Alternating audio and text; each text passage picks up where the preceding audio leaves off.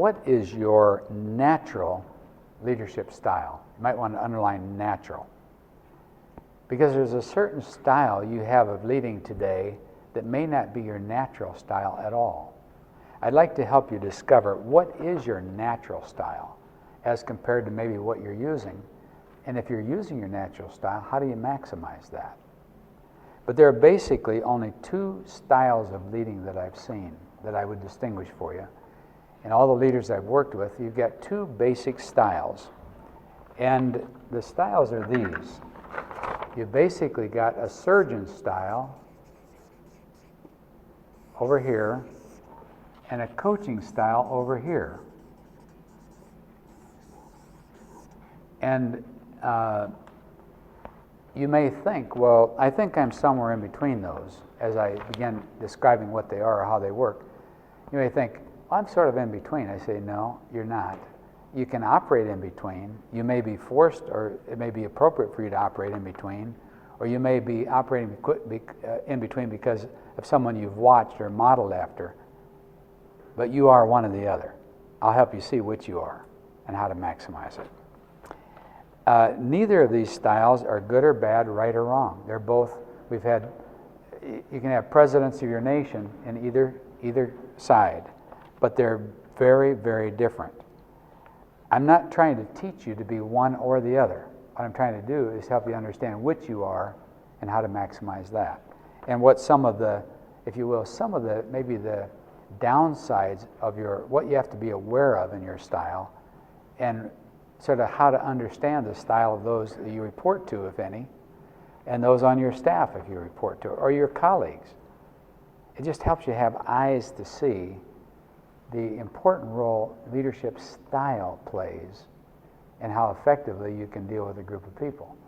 By the way, you've experienced probably by this age where you've got a pastor with a leadership style. When he leaves, in comes a second pastor with a totally different leadership style, and the whole staff is gone. Or it's like it's a shock to the congregation how this new person leads, because it's totally different in an organization, a church, a corporation. Let me explain how they each operate. A surgeon style leads by doing. This person leads by doing. In other words, a surgeon leads in your life by operating on you. They're team builders. They're both team builders. Both the surgeon and the coach are team builders, but they build teams very, very differently. The surgeon builds a team around his or her strength. In other words, the surgeon is there. They're the star player of the situation, and they build a surgical nurse, an anesthesiologist, etc. They build a team around their strength. Whereas the coach never puts on the helmet or the cleats or the uniform, simply stands on the sidelines and makes sure everyone else is doing what they're supposed to do. They lead by directing.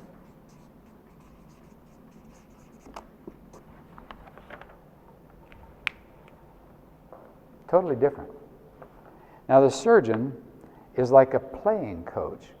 Sometimes in football, you have, if you're familiar with football, sometimes you have or a basketball even, sometimes if you're short a coach and you got a good player, the coach will actually play in the game.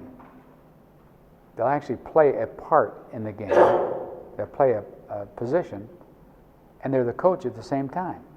It's like a playing coach. They'll build a team around their unique strengths. Now, let me show you this.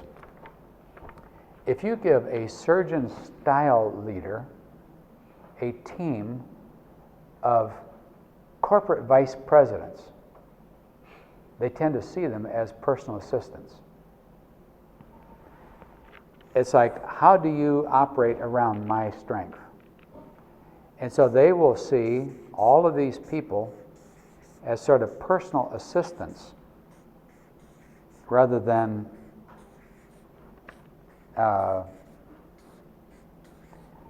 the coaching style, who see if you give them 5 personal assistants, they will see them as vice presidents, so to speak.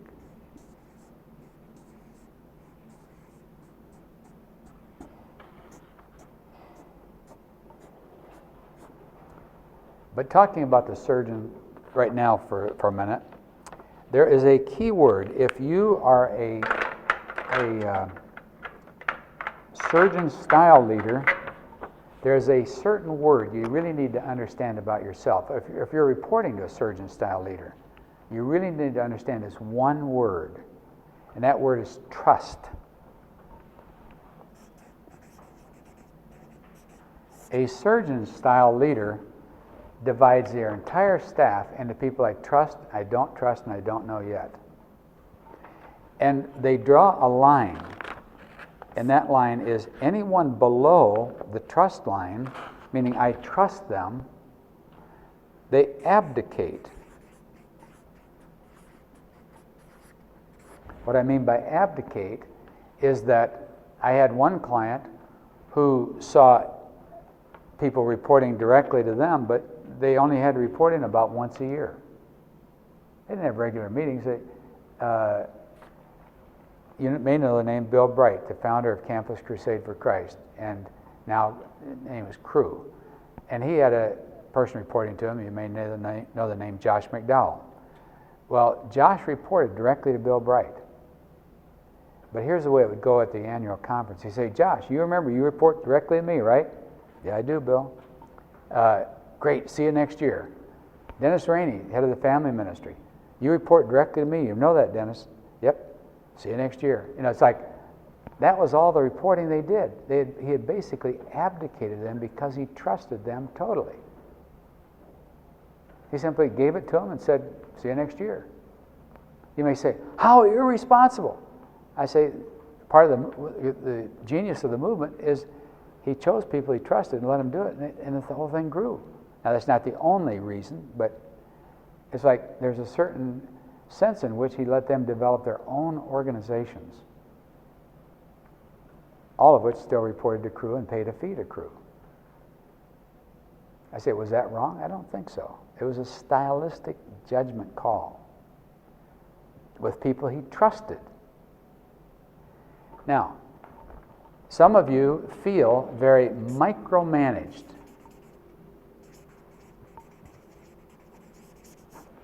Am I incorrect? How many in here feel like at some point in their life they've been micromanaged? Do you know what micromanagement is? You've never been micromanaged? Wow, that's amazing. Micromanagement is when someone tells you exactly what to do, everything to do, and then they give you something to do, and then they tell you how to do it. They say, here's what I want you to do. Oh, here's how to do it. Micromanaged. Now that you understand sort of what it is, how many have been micromanaged? Is it only 3 or 4? Okay, a little bit more. Anyone that you're reporting to where you're not trusted, there's no trust up here, you're too new or they don't trust you, this person will micromanage you, period. This person won't tend to micromanage you at all. This person will always micromanage you until they trust you. But there's a certain phase in which it'll drive you crazy, and that is if the surgeon style leader doesn't know whether they trust you or not, right there, they'll abdicate it to you, and 3 days later will micromanage you, and it drives you crazy. You don't know whether it's yours or not, because they said it was yours, but then they're telling you how to do it. That is what really drives people crazy right there. Now, the surgeon style has meetings as needed. See you next year. I think it's time to have a meeting. They have meetings as needed. And the assumption that the surgeon style leader makes is, I'm strong enough that I can cover any mistakes the team makes. Therefore, frankly, I can hire weaker people than this person would hire. This person actually hires stronger people. This person thinks, I'm strong enough that if they don't know quite what to do, I'll take over and get it done. Now, let's talk about the coaching style. The coaching style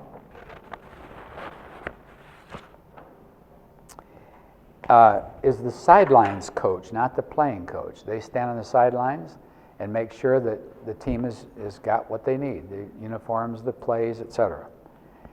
They build the on-field team, not around their strengths, but they build the on-field team. They basically, their focus is delegation, not abdication or micromanagement. Their focus is delegating properly, balancing expertise and freedom. In other words, they basically take people, get them their expertise right in here. They get the expert in each of these areas and give them freedom to do what they're going to do. However, they have regular meetings to make sure it's happening. But it isn't micromanaging, it's simply reporting in, how's it going, what do you need from me? It's a regular reporting process more. And then, but this person needs an all-green team. This person can have some greens, the surgeon can have some greens, some yellows, some reds if they have to. This person needs an all-green team because they're not going to put on the helmet and come play. Whereas if they don't have the best, strongest team on the field, they know they're not going to win the game. So they need an all-green team because I'm not coming on the field to play. Now, you may think, well, who would these people rather report to? Would they rather report to a coaching style leader or a surgeon style leader? The coaching style says, all right, basically I'll give it to you, but if you don't do it right, I'll fire you. Or I'll yell at you and then fire you. Is basically the thing here. It's like, it's your job, you get it done, or I'll yell at you and then I'll fire you. Or I'll fire you. May not yell at you, but I'll fire you. This person, their approach is more, you take it, and if you can't handle it, I'll take over until we're at a place where you can handle it again, then I'll give it back to you.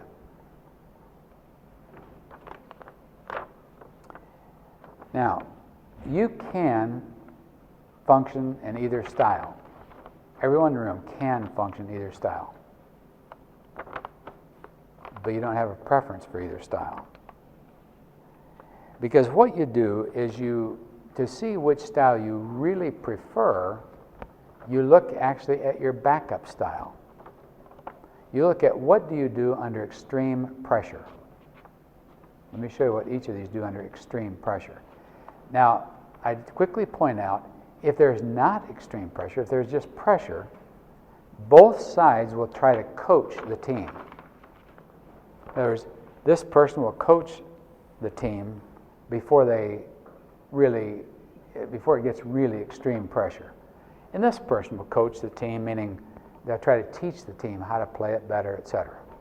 Like if you're in the second quarter of the game, of 4 quarters, and you're a little bit behind, the head coach will call you up and say, hey, defensive coach, you really need to do it this way, or something like that. But in the end of the game, when it's the Super Bowl, or it's the World Cup, or it's the whatever it is, and it's the last minute or two, and that's going to decide the World Cup or the Super Bowl, under extreme pressure, you got 100,000 fans cheering or jeering or booing, and you got the ring, and you got the cup, and you got bonuses, and you got everything on the line. And it's a tie game. And you're down to the last 2 minutes. These styles operate very differently. Basically, if the defensive unit is caving in, the defensive unit isn't working, and this person is leading the defensive coordinator, this is the head coach, it doesn't get coaching, it doesn't get teaching, it doesn't get pretty. The head coach comes to the defensive coach and says, sit down, coach, I'm taking over. Hey, Smith, get in there. It's like he just takes over in the last 2 minutes. Now, is that wrong? No, it's just, that's the style. And you know, if it's you, whether you take over or not. But if you're the coaching style, you don't take over. You don't take over the defense. What you do is download the defense, download the pressure. You say, look, Smith, if you can't, it's your job to get this defense stopped. If you can't stop them, you haven't got a job next year. Is that clear? Now get that defense stopped. You're hired to stop them, not me. Now get them stopped. Or you're fired. Just get them stopped. It's like, okay, But I'm saying the one takes over and the other one downloads the pressure. Now, neither one of those is pretty. But which do you do? If it gets under extreme pressure, which do you do? That decides which of these is your preferred style. Now, as I said earlier, you may be a coaching style forced to operate this way based on something, or you may be a surgeon style forced to operate this way in your environment or based on the modeling you've seen or whatever. But which is your natural style? Which do you do under extreme pressure? That's your natural style. Now, how do you get comfortable saying, all right, you know what, I've been trying to play it like my dad played it or my uncle played it or the first pastor I had played it. That's enough of that. I'm going to lead the team the way I lead teams. If you're over here, you say, you know what, I'm going to meet with these people once a week because they need it, and I'm not going to ask these people to come to meetings anymore for a while. I'm going to micromanage these people without being accused. If people accuse me of being a micromanager, so be it. I do micromanage, sorry. These people, I'm going to tell them, I don't know yet whether you're the right person for the job or not.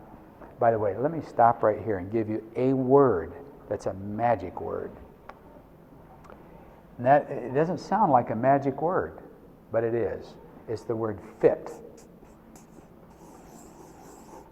Right here is almost the word of the decade for me. What I mean by that is this. Whenever you're interviewing someone for a position, you don't want to say, am I trying to hire this person? You're trying to say, what I'm trying to figure out, is this a good fit? Is this a good fit for you? Is it a good fit for us? Is it fit?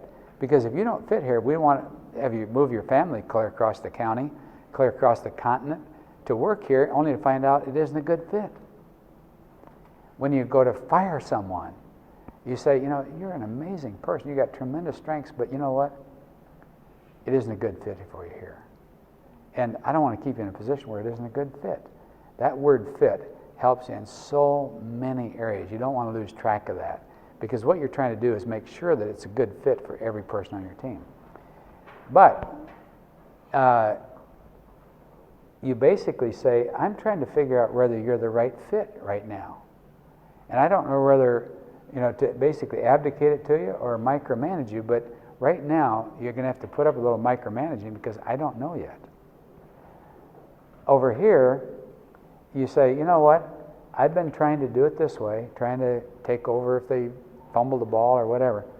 Right now, I'm going to start moving to my natural style, which is find the best person in every position, leave a position empty if I have to, because better no one than the wrong one.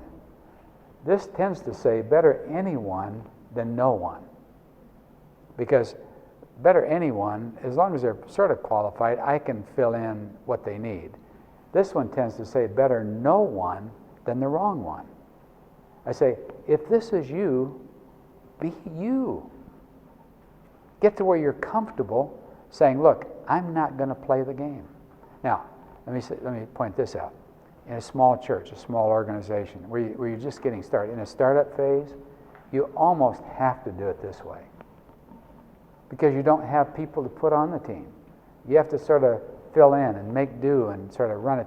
In other words, if you're here by nature, you can come over here and just run it half yourself and all that kind of stuff, for a while to get it up and going. But if this is you, starting today, move toward you've got these positions defined, you got the best person you can possibly get in here, you have your regular meetings, you relax with the fact that you're not going to suit up, but you're there to make sure everyone else has the right suit, the right equipment, the right plays they understand, It's like the team is doing what they're supposed to do, even though you don't do anything.